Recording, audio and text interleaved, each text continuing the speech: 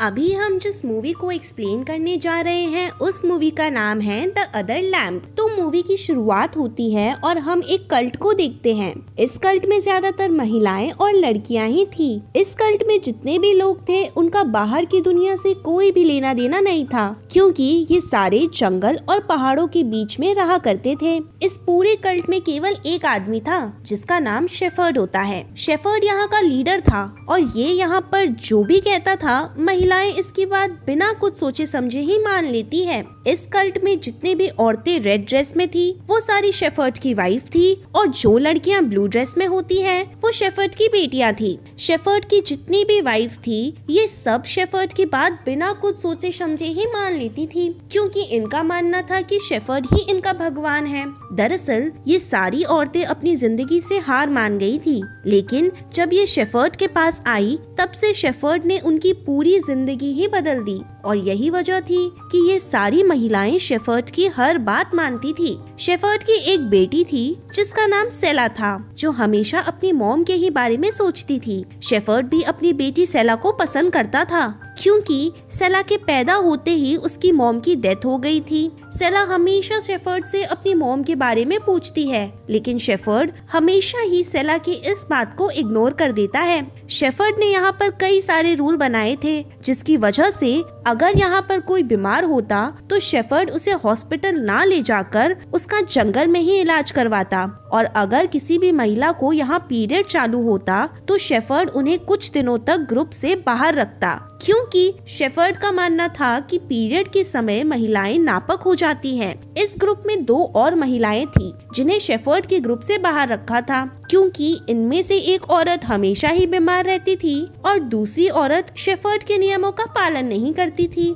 जो औरत शेफर्ड के नियमों का पालन नहीं करती थी उस औरत का नाम सारा था। शेफर्ड ने इन दोनों को अपने से थोड़ा दूर एक कैबिन में रखा था। इस गिल्ड में जितने भी लोग थे वो इनसे बात करना नहीं चाहते थे, क्योंकि उन्हें लग रहा था कि ये दोनों औरतें नापक है। एक दिन सेला जब अपनी बकरियां चराने गई थी तब सेला को यहाँ पहली बार पीरियड आता है।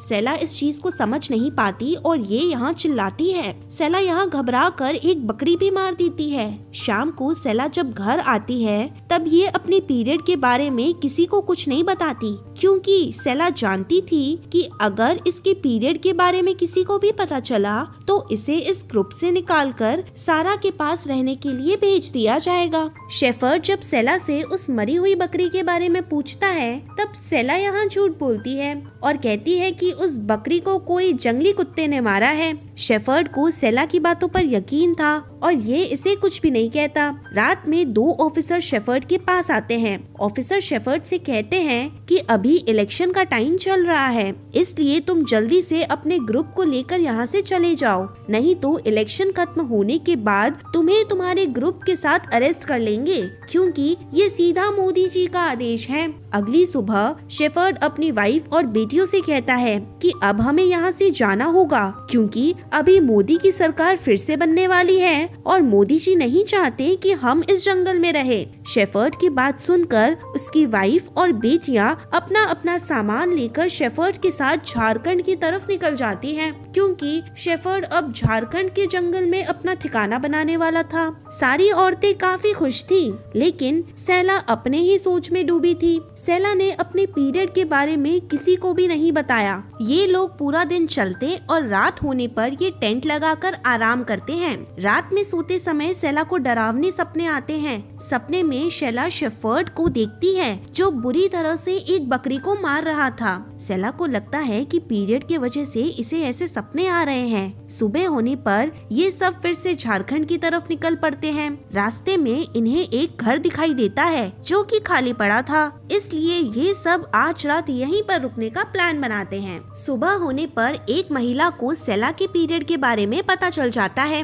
वो महिला शेफर्ड को सेला के पीरियड के बारे में बता देती है, जिसकी वजह से शेफर्ड सेला को कुछ दिनों तक सारा के साथ रहने के लिए भेज देता है। पहले तो सेला सारा से बात नहीं करती, लेकिन धीरे धीरे ये उससे बात करती है। सारा सेला को शेफर्ड के बारे में कई सारी चीजें बताती है। सारा कहती है कि जब तुम पैदा हो रही थी तब तुम्हारी माँ बीमार थी, शेफर्ड चाहता तो तुम्हारी माँ को हॉस्पिटल ले जाकर उनकी डिलीवरी कराकर उन्हें बचा सकता था, लेकिन वो इसकी माँ को हॉस्पिटल लेकर नहीं गया, जिसकी वजह से सेला जब पैदा हुई तब उसकी मॉम तुरंत ही यहाँ मर गई थी। सेला सारा से कहती है कि शेफर्ड ने तुम्हें अपने ग्रुप से अलग रखा है, तो तुम यहाँ से भाग क्यों नहीं जाती? सारा कहती है कि मेरे पास खोने के लिए कुछ भी नहीं है, इसलिए मैं जब तक यहाँ जिंदा हूँ तब तक मुझे यहीं पर रहना पड़ेगा। सारा शेफर्ड के बारे में कई सारी चीजें जानती थी, इसलिए शेफर्ड ने इसे अपने ग्रुप से अलग रखा था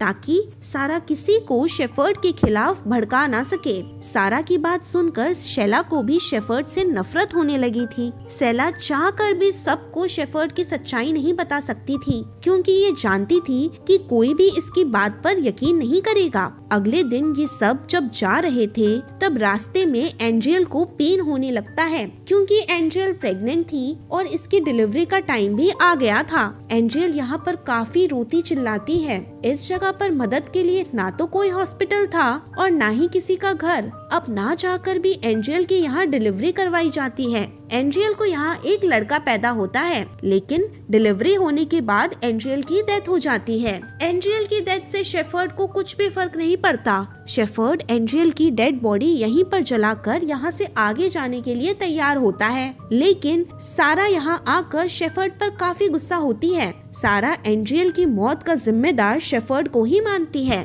सारा एंजेल के बच्चे को लेकर हमेशा के लिए शेफर्ड के कल्ट से दूर चली जाती है, क्योंकि एंजेल का बच्चा एक लड़का था और नियम के मुताबिक इस कल्ट में लड़कों के लिए कोई भी जगह नहीं थी। सारा जब इस ग्रुप से जाती है तब ये सेला से कहती है कि तुम्हें शेफर्ड की सच्चाई उन सब के सामने लेकर आनी होगी, क्योंकि शेफर्ड एक बहुत ही घटिया किस्म का इंसान है। जाते जाते सभी लोग काफी थक गए थे। शेफर्ड को भी यहाँ लगता है कि शायद ये झारखंड जाने वाले रास्ते को भूल गया है। तभी ग्रुप की एक लड़की कहती है कि इसे लग रहा है कि शायद झारखंड उस तरफ है। अपनी बेटी की इस बात से शेफर्ड काफी जल जाता है। शेफर्ड को यहाँ लगता है कि अब इसकी बेटी इसका लीडर बनना चाहती है। इस बात से शेफर्ड काफी गुस्से में अपनी बेटी को मारने लगता है। सेला भी ये सब देख रही थी, लेकिन ग्रुप में से कोई भी उस लड़की को शेफर्ड से नहीं बचाता। कुछ दिनों के बाद ये सभी लोग झारखंड तो नहीं पहुंचते, लेकिन हाँ, ये एक लेक के पास आते हैं। शेफर्ड यहाँ कहता है कि अब ये सभी लोग यहीं पर डेरा डंबू लगाकर रहेंगे, क्योंकि यहाँ पर काफी शांति है। ये सब यही टेंट लगाते हैं। रात में डिनर करके ये सब सोने जाते हैं। शेफर्ड सेला को अपने टेंट में बुलाता है। सेला को यहाँ काफी अजीब लगता है। शेफर्ड यहाँ अपनी बेटी सेला से बात करते करते ये सेला के साथ जबरदस्ती करने लगता है, लेकिन सेला खुद को बचाती है, जिसकी वजह से शेफर्ड यहाँ से चला जाता है। आधी रात में शेफर्ड अपनी सभी वाइफ को लेक पर लेकर आता है। शेफर्ड इन्हें जन्नत की सैर कराना चाहता था, इसलिए ये एक एक करके अपनी सारी वाइफ को लेक में डुबाकर उन्हें मार देता है। सुबह होने पर जब उनकी बेटियां अपनी अपनी मॉम को ढूंढती हैं, तब इन्हें इनकी मॉम कहीं पर भी नहीं दिखती। ये देखकर ये सब काफी डर जाती है। ये सब डर कर शेफर्ड के पास आती है, जो कि अभी भी लेक के पास ही था। ये लड़कियां यहाँ पर अपनी मॉम के कपड़े देखती हैं। ये सब यहाँ रोते हुए शेफर्ड से अपनी मॉम के बारे में पूछती हैं। शेफर्ड इनसे कहता है कि इसने इनकी मॉम को जन्नत में भेज दिया है, इसलिए अब तुम्हें अपनी मॉम की जगह लेनी होगी। तुम लोग आज से मेरी बीवी बनकर रहोगी और तुम में से मेरी सबसे प्यारी बीवी सेला होगी। सेला जो भी तुमसे कहेगी वो सब तुम्हें मानना पड़ेगा। सेला कहती है कि मैं तुम्हारी बीवी नहीं बनूंगी,